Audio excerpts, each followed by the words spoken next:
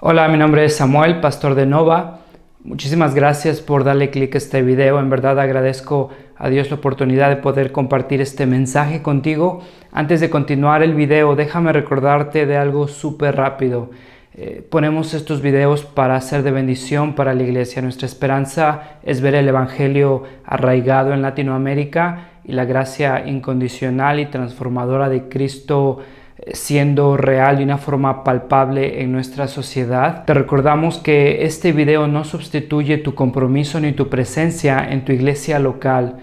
Creemos que el evangelio forma parte integral de la vida en comunidad y de hecho el evangelio se refleja viviendo en comunidad, y es ahí donde vemos que nos perdonamos unos a otros, nos animamos unos a otros, nos exhortamos unos a otros, nos amamos unos a otros. Entonces ponemos estos videos con la esperanza de seguir anunciando el evangelio, pero también recordándote, invitándote a formar parte de una iglesia. Si no tienes una iglesia local, te recomendamos recursos como Coalición por el Evangelio, Iglered, el directorio de Acts 29. Ahí hay iglesias cristocéntricas con sana doctrina, con predicación expositiva. Te animamos a formar parte de una iglesia, a comprometerte con una iglesia, a ser de bendición para tu liderazgo y para la iglesia local en la ciudad donde estés. Esperamos que esta predicación sea de bendición para tu vida. Anhelamos que el evangelio siga transformando nuestra cultura, nuestro país, Latinoamérica,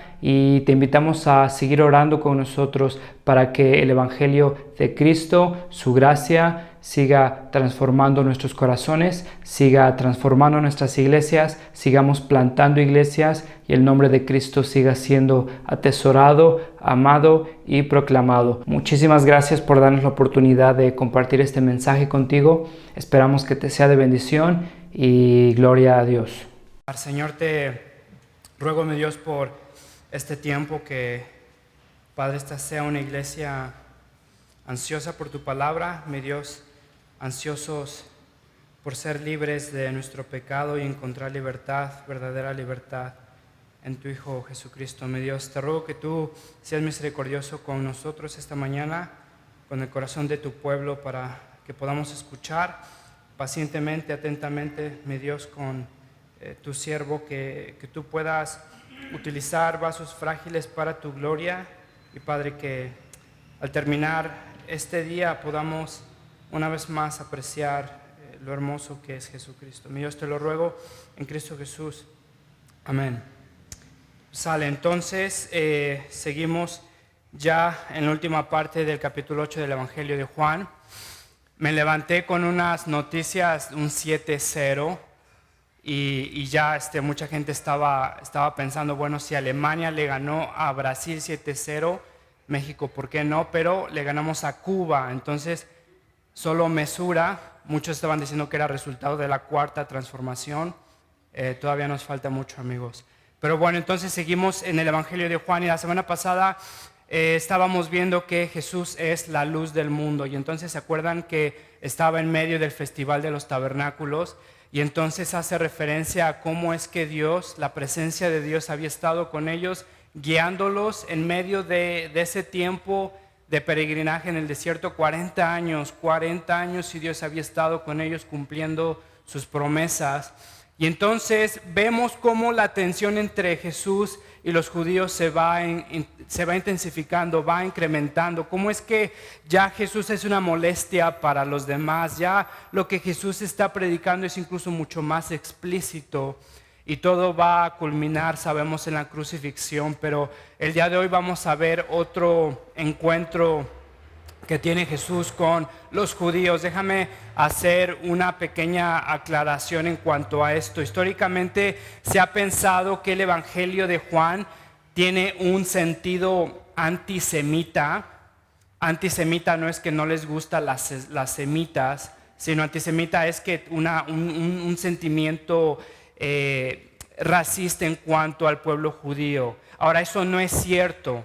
Les diría que cualquier persona que te diga esto es porque ha estado perdiendo de vista lo que se está viendo en todo el Nuevo Testamento, en todo el Evangelio de Juan. Jesús es un judío, los 12 discípulos son judíos, la iglesia es fundada como cumplimiento de la promesa de Dios a su pueblo judío. Sin embargo, vemos incluso Romanos 8 que Dios está haciendo un plan muchísimo más grande. Pero déjame decirte esto porque precisamente en esta conversación vamos a ver que Jesús se enfrenta con el pueblo judío.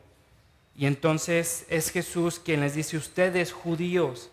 Y es Jesús entonces ya haciendo un distanciamiento en cuanto al pueblo judío. Pero no es porque entonces los judíos son los que son incapaces de creer. Los judíos son tal vez el enemigo.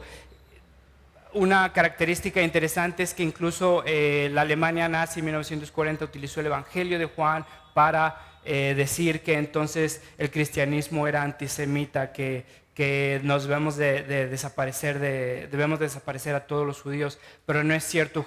Jesús hace una separación porque ahora ya es el pueblo judío como pueblo judío quien termina rechazando a Jesús. Y entonces vamos a ver que si tienes ahí tu guía, vamos a ver que el que vive en pecado, el que es esclavo de pecado, utiliza su libertad para lo malo. El que es esclavo del pecado utiliza su libertad para lo malo. Déjame decírtelo otra vez. El que es esclavo del pecado utiliza su libertad para el pecado. Y el que es libre, el que es siervo de Dios, utiliza su libertad para lo bueno. ¿Cómo te consideras? ¿Eres una persona libre? ¿Cómo defines la libertad? De vez en cuando mis hijos de la nada empiezan a cantar libre soy, libre soy. ¿Se acuerdan una canción de la película de Frozen? Y esa canción, no sé por qué, por más que les trato de enseñar catecismos, por más que les trato de enseñar versículos, no se les pega, pero esa canción, la primera vez que la escucharon, se la aprendieron. Y hace tiempo comenté un poco de esta canción, de esta película, porque creo que es una buena representación de cómo nosotros pensamos que somos libres, que utilizamos nuestra libertad. ¿Te acuerdas cuando, no me acuerdo, no me crucifiquen, el nombre de esta princesa, Juana, Elsa, y entonces llega allá y se libera de todas las presiones y va hacia la montaña? Y se acuerdan que entonces ahí es donde está cantando la canción Libre Soy. Y entonces fíjate la letra de la canción, dice: no puedo ocultarlo más, libre soy, libertad sin vuelta atrás. ¿Qué más da? No me importa ya, mirando a la distancia, pequeño todo es, y los miedos que me ataban, muy lejos los dejé. Fíjate, voy a probar qué puedo hacer sin limitar mi proceder, ni mal ni bien, obedecer jamás. Libre soy. Y entonces te acuerdas que ahí en la película ella estaba experimentando su libertad. Ella iba ahí a construir su castillo, pero no pierdas de vista que en su libertad estaba castigando a todo un pueblo, que estaba separando a su familia, que estaba fracturando a medio mundo, que estaba causando daño a muchísimos. Pero ella estaba emocionada diciendo: es que soy libre, ya no me voy a esclavizar por bien ni mal, ya voy a ser libre. ¿Piensas que eres libre? ¿Por qué piensas que eres libre? Si eres esclavo del pecado, eres libre para hacer lo bueno, eres libre para hacer lo malo. Y eso es lo que Jesús va a estar diciendo. Te quiero enseñar una foto. Me gusta mucho la fotografía, me gusta mucho la historia. Y estas dos fotos son las dos fotos más icónicas durante la Segunda Guerra Mundial. Y entonces estas dos fotos son ensayadas, estaban posando, no es que era un momento cándido, sino que las utilizan como propaganda para uno, Estados Unidos y las fuerzas aliadas, y otro para la Unión Soviética, pero las dos son tomadas cuando la Alemania nazi es derrocada, es vencida. Y entonces en la foto de la derecha, ves ahí la foto de la Unión Soviética, y algo interesante es que esta es una de las fotos más polémicas en la historia del mundo. Y entonces la polémica de esta foto es que esta foto fue editada, esta foto fue alterada antes de mandársela al público. Y entonces tú, si te gusta la fotografía, puedes apreciar la composición, el contraste. Pero fíjate que la foto de la derecha de la Unión Soviética hay un soldado que está agarrando al otro que está alzando la bandera, y entonces esa foto de la persona que está abajo con su mano hacia arriba, allí en vez de que era una muñeca desnuda, ahí había varios relojes. Y entonces eso era totalmente inaceptable presentárselo al público, mucho menos al oeste, a Estados Unidos, a Inglaterra, mucho menos presentárselo así, porque uno de las grandes tragedias históricas de la victoria de las fuerzas aliadas en contra de Alemania nazi es que se dieron cuenta que últimamente no podían ser verdaderamente libres. En otro sentido, ellos pensaban que estaban liberando a todo el mundo del mal, de la oposición.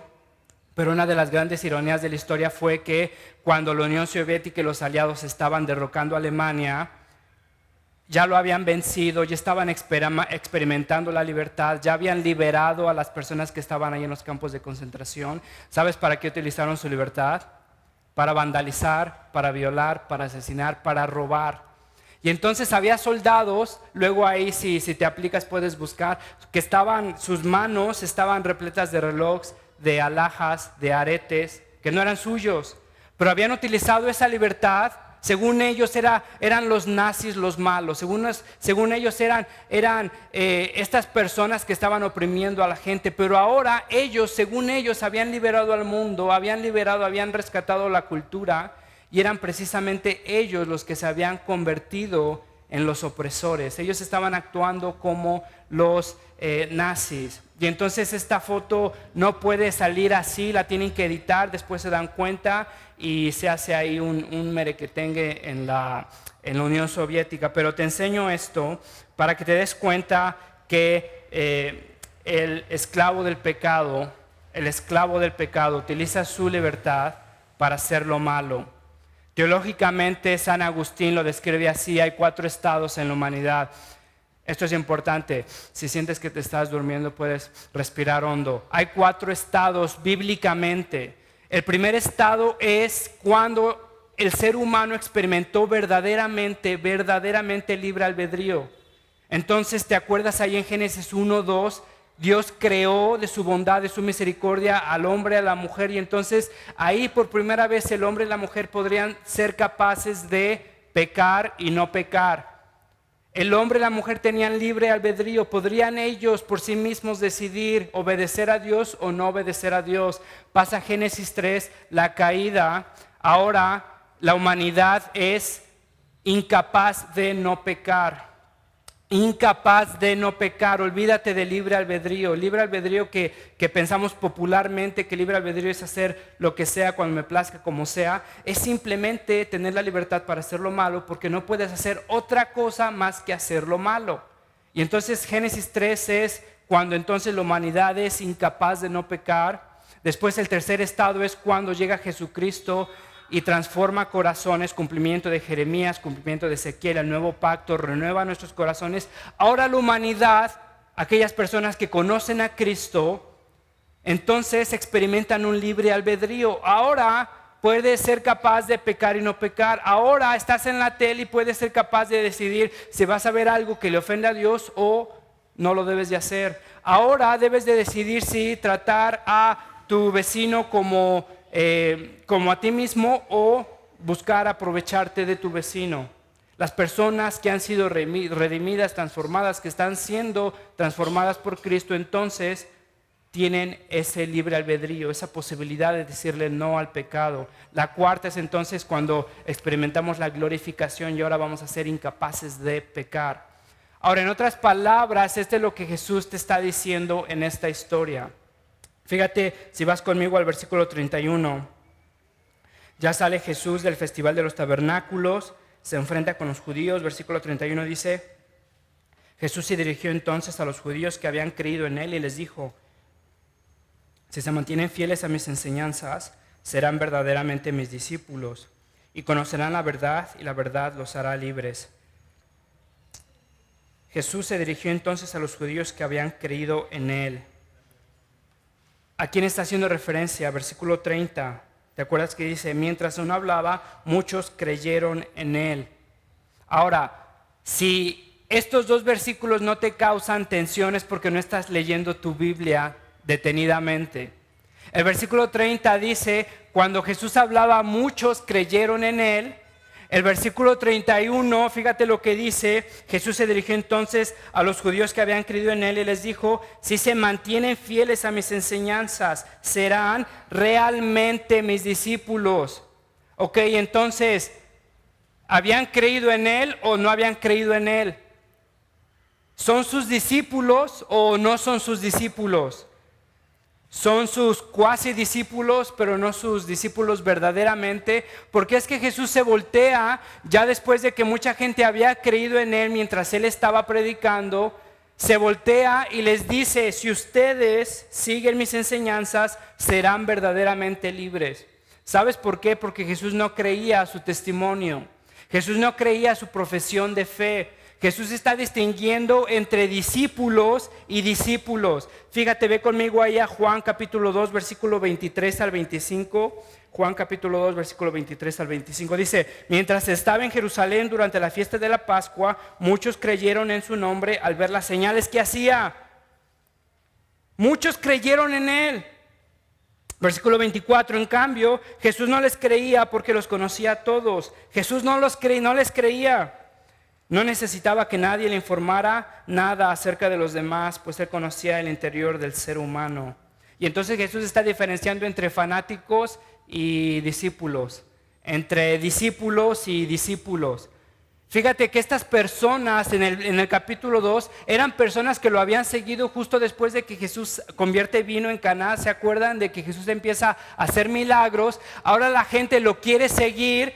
Después Jesús llega y les predica ahí la enseñanza del pan de vida. No es solamente identificarse con él, sino seguirlo, satisfacerse en él. Y entonces muchos empiezan a decir, oye, pero lo que me estás enseñando ya es muy extremo. Ya lo que me estás enseñando es muy aferrado. Lo dejan de seguir muchísimos. Ahora Jesús está otra vez en una misma situación. Hay personas que lo empiezan a seguir. Jesús se voltea y les dice algo que los va a ofender.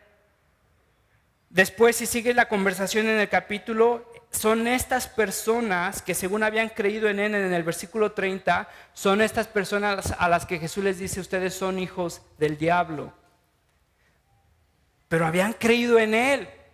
Es este tipo de personas que están dispuestos a seguir a Jesús hasta que Jesús no los incomode. Hasta que Jesús no les pida algo que para ellos es imposible hacer. Te sigo, Jesús, pero no me pidas que deje de hacer esto o que haga esto.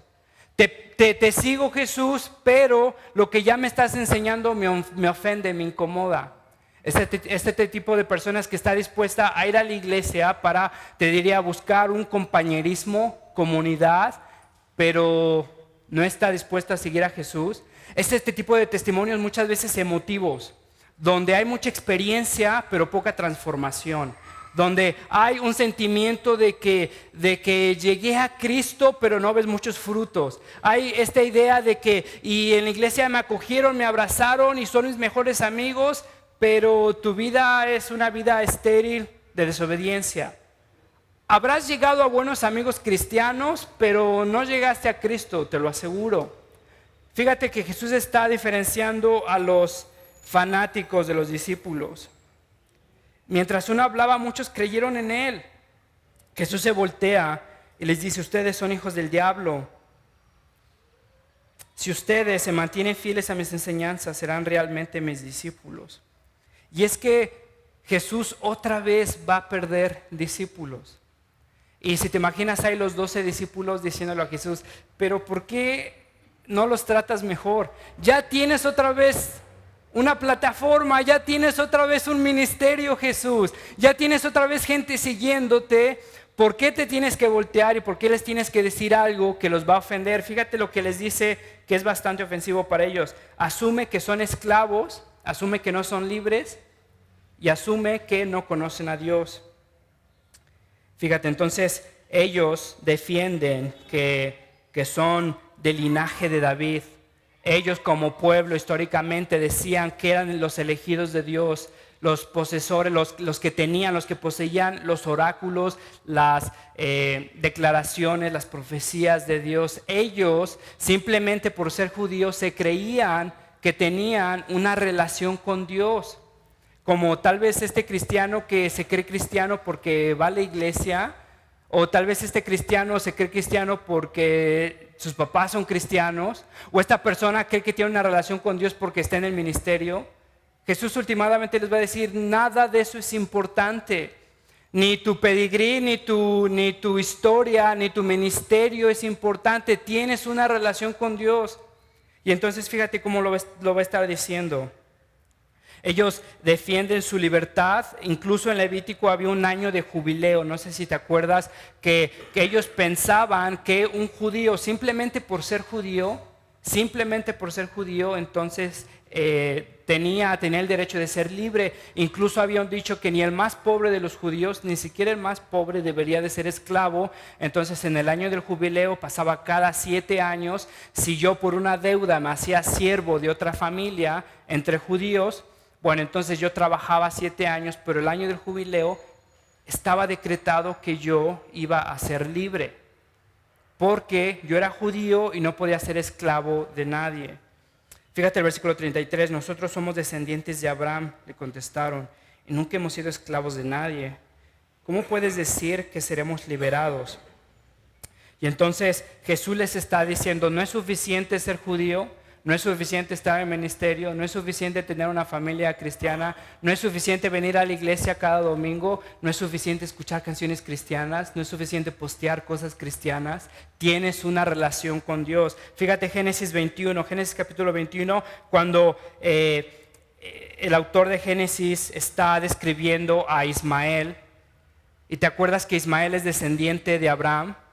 Ismael no es el que recibe las promesas, ¿te acuerdas? Entonces no es suficiente ser descendiente de Abraham. Ismael es hijo de Abraham. ¿Te acuerdas? Incluso Juan les dice, ¿ustedes se creen hijos de Dios? Si Dios quisiera hijos, pudiera levantar hijos de las rocas. No es suficiente ser hijo de Abraham. Ismael es hijo de Abraham. Génesis 25, ¿te acuerdas? Esaú es descendiente de Abraham, es hijo de Isaac. Esaú no tiene una relación con Dios, no es recipiente de las promesas. No es suficiente ser hijo de Abraham, no es suficiente tener papás cristianos, no es suficiente ponerte playeras cristianas. Fíjate Jeremías capítulo 9, ve conmigo ahí, Jeremías capítulo 9, versículo 25. Vienen días, afirma el Señor, en que castigaré al que haya circuncidado solo, a que sea solo circuncidado del prepucio. Vienen días, afirma el Señor, en que castigaré al que haya sido circuncidado solo del prepucio. Castigaré a Egipto, Judá, Edom, Amón, Moab y a todos los que viven en el desierto y se rapan las sienes. Todas las naciones son incircuncisas, pero el pueblo de Israel es incircunciso de corazón. No es suficiente ser descendiente de Abraham para tener una relación con Dios. Estas personas estaban circuncidadas, estas personas habían hecho un pacto con Dios según ellos, Dios los desconocía. No es suficiente identificarte como dentro del pueblo de Dios para tener una relación con Dios. Es lo que habla Romanos también, cuando dice que no todo Israel es Israel. Romanos 9, versículo 8, en otras palabras, los hijos de Dios son los descendientes naturales. Más bien se considera descendencia de Abraham a los hijos de la promesa, a los hijos que creen la promesa, a los hijos que ponen su fe en las promesas de Dios. Entonces no es nada más que Jesús te lo estaba diciendo porque Él se estaba inventando una nueva enseñanza. No es que nada más Jesús llega de la nada y empieza a decir locuras. Jesús te está utilizando el Antiguo Testamento. Incluso Pablo es lo mismo que utiliza en Romanos 9 para decir, no es suficiente ser descendencia de Abraham. Y entonces fíjate cómo es que Jesús hace una distinción. En otras palabras, de tal palo, tal astilla. Versículo 34, ciertamente les aseguro que todo el que peque es esclavo del pecado. Versículo 43, ¿por qué no entienden mi modo de hablar? ¿Por qué no pueden aceptar mi palabra? Jesús está dándole las pruebas de por qué ellos no son descendientes de Abraham, porque ellos piensan que conocen a Dios pero no lo conocen. Fíjate que en este capítulo 8, hay un énfasis, una repetición entre palabras ustedes y yo. Ustedes y yo. La palabra ustedes aparece 24 veces, la palabra yo aparece 23 veces. Y entonces Jesús está haciendo una separación. Ustedes, pero yo. Ustedes son del diablo, pero yo soy de mi papá. Ustedes hacen esto, pero yo, fíjate, la palabra ustedes en el versículo 40. Ustedes en cambio quieren matarme. Versículo 41. Las obras de ustedes son como las de su padre. Versículo 44. Ustedes, versículo 44, otra vez ustedes son de su padre el diablo. La palabra yo, fíjate, en el versículo 38, yo hablo de lo que he visto en presencia del Padre. Yo no busco mi propia gloria. Versículo 50, versículo 51, aunque no lo conocen, yo en cambio sí lo conozco. Entonces Jesús está haciendo una diferencia entre discípulos y discípulos. Entonces hay falsos discípulos que lo dejan de seguir cuando las enseñanzas de Jesús los incomodan, y hay falsos discípulos que piensan que conocen a Jesús pero ni siquiera tienen idea. Fíjate, entonces Jesús está probando su argumento, y entonces Jesús está diciendo que la culpa de su incredulidad no es en el mensajero. La culpa de tu incredulidad no es en el mensaje. La culpa de tu pecado no es tu Biblia. La culpa de tu apatía espiritual no es porque no tienes una mejor Biblia. La culpa de tu vida de mediocridad espiritual no es porque, no sé, tal vez tu iglesia no te enseña como debería de enseñarte. El problema, últimamente el problema de tu corazón, de la incredulidad de tu corazón, es tu mismo corazón. Y es lo que Jesús les está diciendo. Ustedes no me escuchan. Ustedes piensan que conocen a Dios, pero no me escuchan porque tienen como padre al diablo. Fíjate, entonces ahí va en el versículo 37, 47, del versículo 37 al 47 exponiendo su argumento. Ve conmigo al versículo 37. Versículo 37 dice, yo sé que ustedes son descendientes de Abraham, sin embargo procuran matarme porque no está en ustedes aceptar mi palabra. No está en ustedes aceptar mi palabra. Fíjate otras versiones como lo traducen, y esto es importante. La Nueva Versión dice, no está en sus planes aceptar mi palabra. La Reina Valera contemporánea dice, porque mi palabra no haya cabida en ustedes. La Nueva Versión Dios habla hoy dice, porque mi palabra no tiene aceptación en ustedes. Literalmente dice, porque mi palabra no progresa en ustedes. Ustedes no me escuchan, ustedes me rechazan porque mi palabra no progresa en ustedes, no hace un cambio en ustedes, no hay cabida en ustedes para mi palabra. ¿Sabes cuál es la idea de que su palabra no progresa en ellos? ¿Te acuerdas la parábola del sembrador? Fíjate, te voy a leer un poquito. Marcos capítulo 4, versículo 15. Dice, algunos son como los sembrados junto al camino donde se siembra la palabra, tan pronto como la oyen viene Satanás y les quita la palabra sembrada en ellos. Otros son como los sembrados en terreno pedregoso, cuando oyen la palabra, enseguida la reciben con alegría. Aparentemente son cristianos, aparentemente están haciendo cambios, aparentemente están incluso haciendo decisiones difíciles a la luz de la gracia de Dios en sus vidas. Versículo 17, pero como no tienen raíz, duran poco tiempo. Cuando surgen problemas o persecución o a causa de la palabra, enseguida se apartan de ella.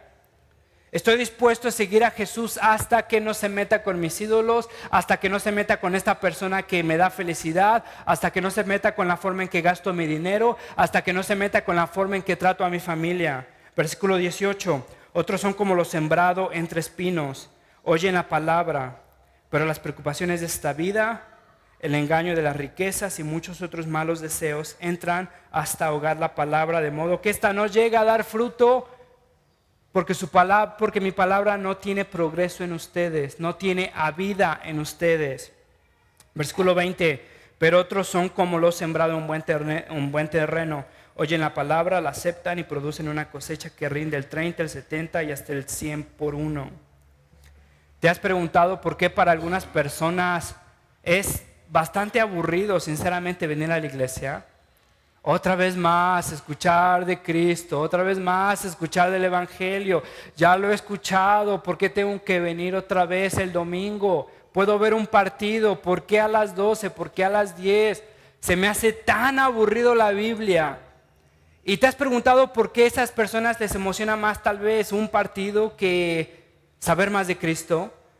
¿Te has preguntado por qué para algunas personas encontrar satisfacción en santidad, pensar que Cristo les satisface, es algo tan extraterrestre, es algo tan foráneo a su forma de pensar?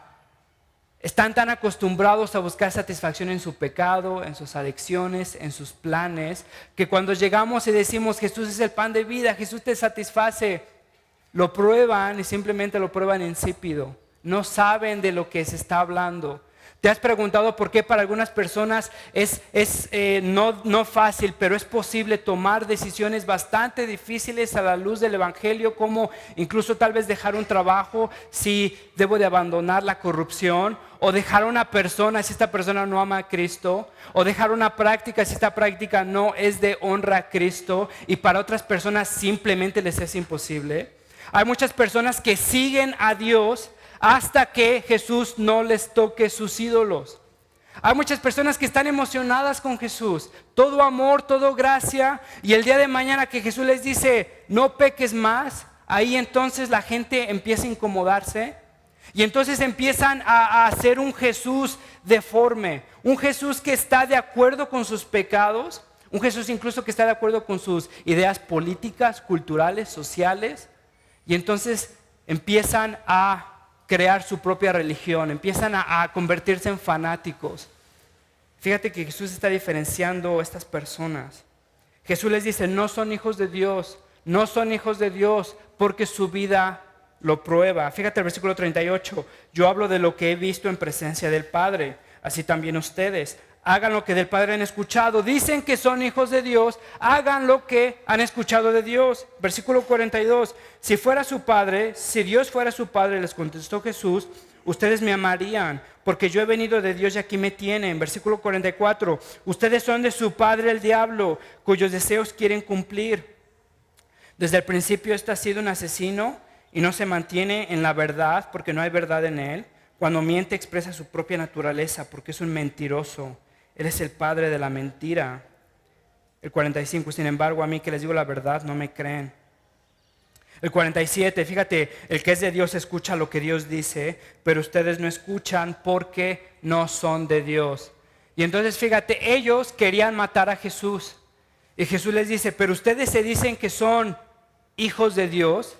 Ustedes son hijos del diablo porque el diablo ha sido un asesino desde el principio. Génesis 3, entró la muerte por Satanás. Caín y Abel, ¿se acuerdan? Cuando Caín es movido por el diablo para asesinar a su hermano. Ustedes son hijos del diablo desde el principio. El diablo es un asesino y ustedes me quieren asesinar. En otras palabras, por sus frutos los conocerán. En otras palabras, si graznas como pato, si caminas como pato, si nadas como pato, eres un elefante. No, ¿verdad? Pero ¿por qué decimos eso en la iglesia? Si vives en pecado, si eres esclavo del pecado, si estás anclado a tu pecado, entonces no vengas diciendo que Cristo te ha hecho libre, no vengas diciendo que conoces a Cristo. El que es de Dios escucha lo que Dios dice, pero ustedes no lo escuchan porque no son de Dios. Él es un mentiroso. ¿Se acuerdan Génesis 3 cuando llega Satanás, se presenta a Eva y entonces Eva le dice, pero Dios me dijo que de todos los árboles menos de este? ¿Y te acuerdas lo que Satanás dice? ¿En verdad Dios dijo eso? Y muchos de nosotros vivimos escuchando las mentiras de Satanás y pensando que conocemos a Cristo. Pero Dios en verdad, ya sé que su palabra dice eso, pero en verdad Dios quiere eso de ti. Es que tú eres la excepción. Es que tú en verdad eres la excepción en esta circunstancia. Todo va a salir bien. Dios te está apuntando ahí, te está describiendo como un necio, te está diciendo que hay perdición ahí, que hay pecado ahí, que hay disciplina ahí. Pero no le digas a nadie, pero Dios tiene un plan perfecto para tu vida. Y entonces tú puedes ser la excepción en esto. Muchas personas viven atoradas en su pecado, viviendo, graznando como patos, nadando como patos, caminando como patos. Y fíjate lo que Jesús dice, el que es de Dios escucha lo que Dios dice, pero ustedes no escuchan porque no son de Dios. Y entonces, ya estoy terminando, fíjate que en el versículo 47 les da la razón. últimamente la razón de su argumento, de su incredulidad. Versículo 47. El que es de Dios escucha lo que Dios dice, pero ustedes no escuchan porque no son de Dios. El versículo 45. Y sin embargo, a mí que les digo la verdad, no me creen. Y sin embargo, a mí que les digo la verdad, no me creen. Ahora fíjate, en el versículo 45 está como el argumento de Jesús diluido, concentrado. Y sin embargo, a mí que les digo la verdad, no me creen. La palabra sin embargo es causal, no concesiva. ¿Qué significa? Que cuando Jesús está diciendo, yo les digo la verdad y no me creen, Jesús no está diciendo, aunque les digo la verdad, ese es concesivo, aunque les digo la verdad, no me creen.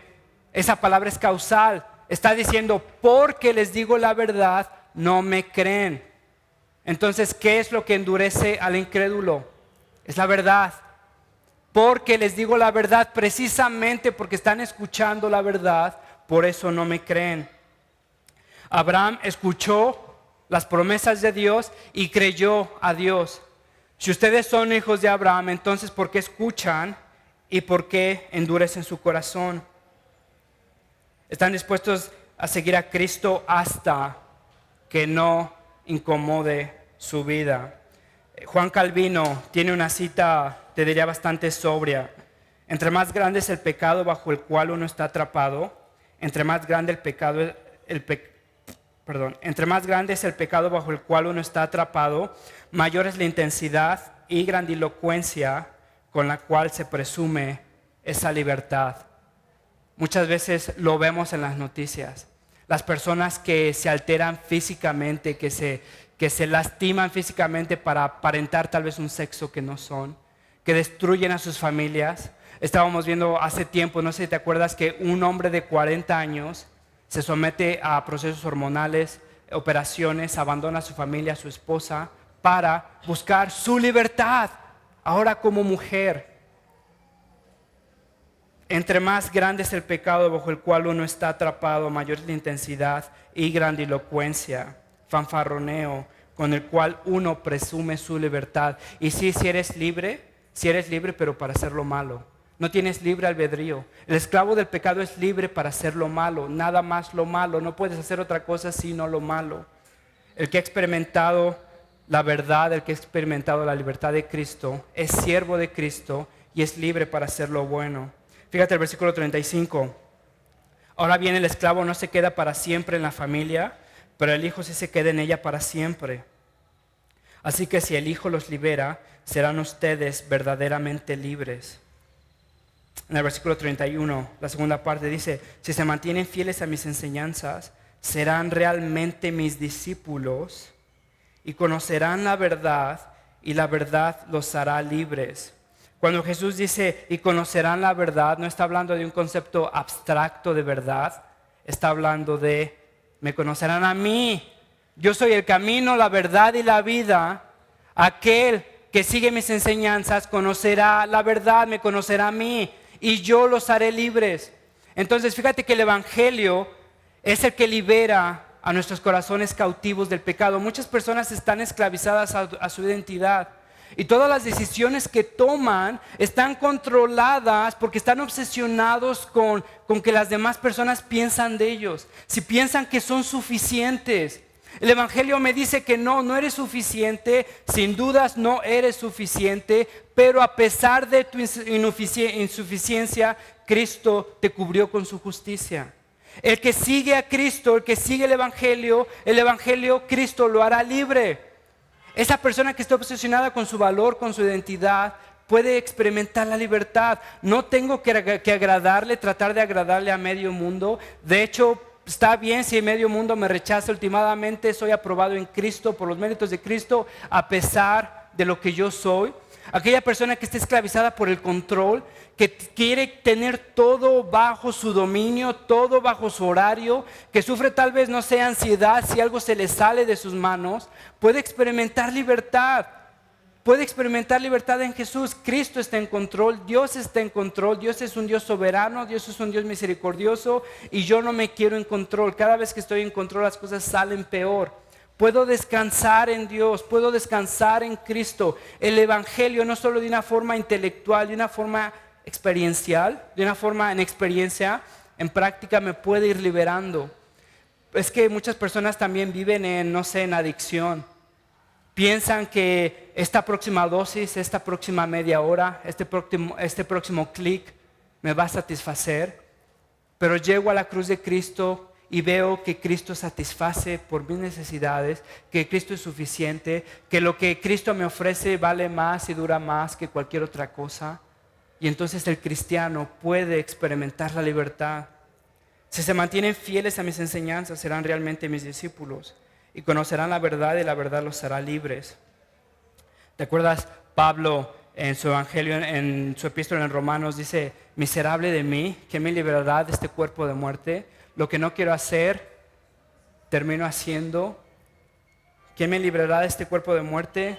Conocerán la verdad y la verdad los hará libres. Y es lo que recordamos cada domingo en la Cena del Señor. Recordamos el Evangelio. Recordamos que Cristo pagó por nuestra libertad. Recordamos que Cristo es suficiente, que Cristo nos libera nuestros corazones, que Cristo nos da esa fe que nosotros no teníamos para confiar que Él está en control, que Él es suficiente, que Él me satisface, que lo que Él dice acerca de mí es más verdad que cualquier otra persona. Entonces, si conoces a Cristo, si hemos caminado contigo en la Cena del Señor, te invitamos a recordar con nosotros una vez más que Cristo nos libera, que Cristo nos da en una forma real, en una forma verdadera nuestra libertad del pecado. Ahora ya no somos esclavizados al pecado, ahora podemos caminar a la luz del Evangelio. Señor, te ruego, mi Dios, que tú seas con esta iglesia, Padre, que sea tu Evangelio, que sea tu gracia la que nos siga transformando. Padre, que seas tú el que nos vaya guiando. Señor, confiamos en ti, confiamos en tus promesas. Y mi Dios, te ruego que sea tu Espíritu Santo el que nos siga liberando cada vez más de nuestra esclavitud. Mi Dios, te ruego por aquellos corazones tal vez desanimados porque han vivido en esclavitud. Mi Dios, que se acerquen a Cristo, que puedan experimentar la libertad que Él ofrece. Mi Dios, aquellas personas que han experimentado victorias, aunque sean pequeñas, Señor, tú eres misericordioso, gracias. Te ruego que eso que siga siendo en nuestros corazones, que podamos ir de victoria en victoria. Y Padre, que podamos ir conociendo más esa verdad que nos libera y nos da libertad. Señor, en Cristo Jesús. Amén.